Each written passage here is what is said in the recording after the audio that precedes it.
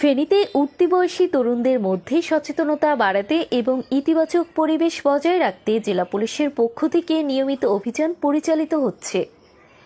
ফেনী সদর সার্কেলের সম্মানিত অতিরিক্ত পুলিশ সুপার মোহাম্মদ আরিফুল ইসলামের তত্ত্বাবধানে শহরের বিভিন্ন এলাকায় পরিচালিত হচ্ছে পর্যবেক্ষণমূলক কার্যক্রম।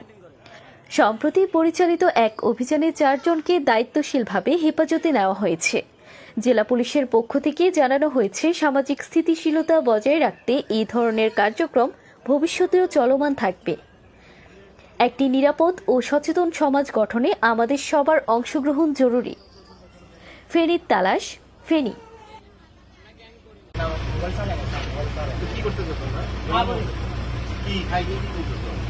বডি চেক করে দেবেন।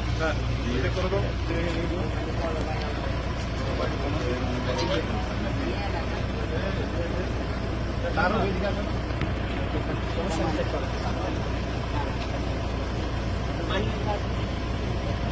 भाई ऊपर को किया समझ